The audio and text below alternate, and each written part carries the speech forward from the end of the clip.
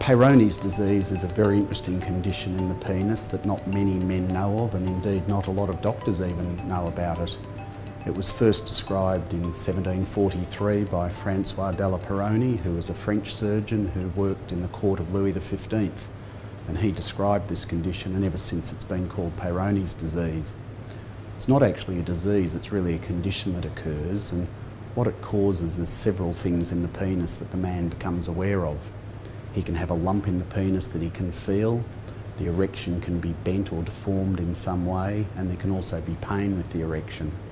Sometimes there's also failure of the erection, but the classic three parts of Peyronie's disease are a palpable lump, pain and a deformity of the erection. And what we think happens is some men are genetically predisposed to get this condition. There's something in their makeup that makes them more liable to develop it. And then they get trauma to the penis. Now, it's not usually a single episode of trauma that they remember, but it's probably just subtle bending and movement of the penis with sexual activity over the years, and it eventually causes some mechanical damage inside the penis. And as that repairs, instead of just repairing with normal scar tissue, it repairs with this particularly thick, heavy scar tissue, which is what Peyronie's disease is. So effectively, Peyronie's disease is a scar tissue build-up in the penis.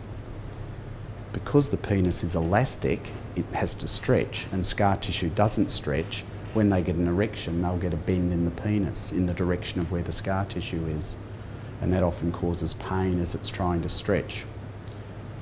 The problem with the condition is we don't really have a cure for it at all. Early on, we may be able to use oral medication to improve the situation, but it rarely gets rid of the situation altogether. So we're really left at this stage with either surgical treatment or the possibility of injecting drugs into the scar tissue to weaken it.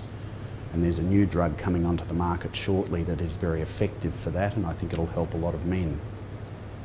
Once they've got an established bend in the penis though, particularly if this condition's been going for 6 or 12 months, their best option is to have surgery. And what we look at is what the deformity is. And we've got a variety of different operations we can do. If they've got a simple bend, we can just put stitches in the opposite side of the penis to straighten it. So effectively, I talk to patients about having a short side of the penis and a long side, so we can make the long side shorter to straighten the erection. Or we can do more complex surgery where we insert grafts into the penis, that is making the short side longer.